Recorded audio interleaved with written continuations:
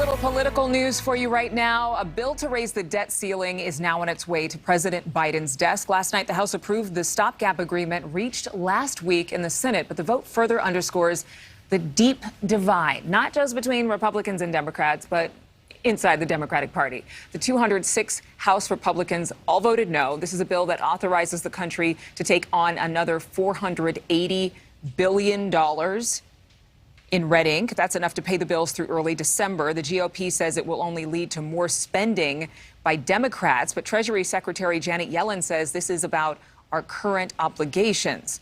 She's warned that failure to act by October 18th would result in the country's first ever default. A crucial governor's race coming down to the wire now, and the Democratic nominee in Virginia's closely watched gubernatorial race is calling on the biggest gun of all, Terry McAuliffe, announcing that President Obama is set to help bolster support for his campaign. We're joined right now by Julia Manchester, a reporter at The Hill. I mean, it wasn't just President Obama. He has really taken on the entire, all-star team for the Democratic Party. You actually mentioned in one of your latest articles, Julia, that he's bringing in the big guns, right? Right, Adrienne, you are seeing a number of major Democratic names. President Obama, First Lady Jill Biden, Atlanta Mayor Keisha Lance Bottoms, former Georgia gubernatorial candidate Stacey Abrams, as well as the president himself, Joe Biden, supposed to come to Virginia in the later days of this campaign. Now, yesterday was the final voter registration day in Virginia, so we are really in the full swing of this campaign. Election day is November 2nd, but I think part of the reason why you're seeing all of these big Democratic names is to boost Democratic enthusiasm in Virginia. You are seeing Terry McAuliffe leading by just a small percentage over Republican Glenn Youngkin within the margin of error. So there is some nervousness on the Democratic side right now. It's like 2.5 points. 2.5 points separate these two candidates.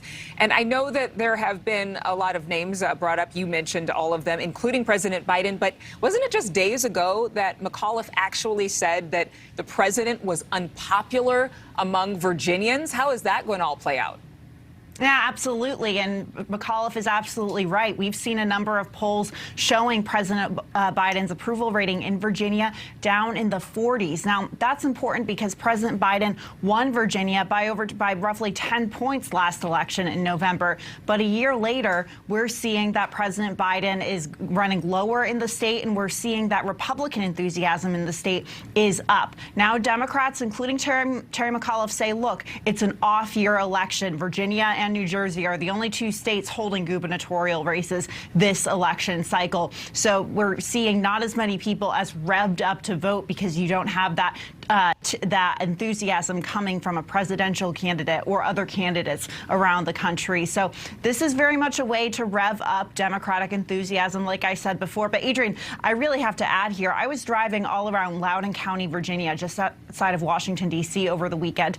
And to be honest, I saw more signs for Glenn Youngkin than Terry McAuliffe out there. And we saw last November, Biden won Loudoun County by double digits. Well, it's going to be interesting. I was going to ask you, we only have a few more seconds left. What is the Republican support going to be for Youngkin with such a tight race?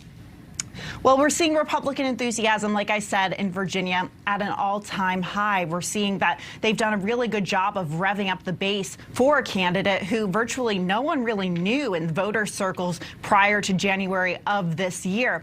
However, we don't see as many big-name surrogates coming out for Youngkin as we see on the Democratic side. We've seen that Youngkin has distanced himself somewhat from former President Trump, even though former President Trump has endorsed him and Youngkin has reciprocated that support. You've seen Nikki Haley, the former governor of South Carolina, come out for Youngkin, but I think they're relying more on a grassroots sort of effort to rev up that enthusiasm on the GOP side. Julia, thank you so much for the reporting. I know this is a race we are watching closely.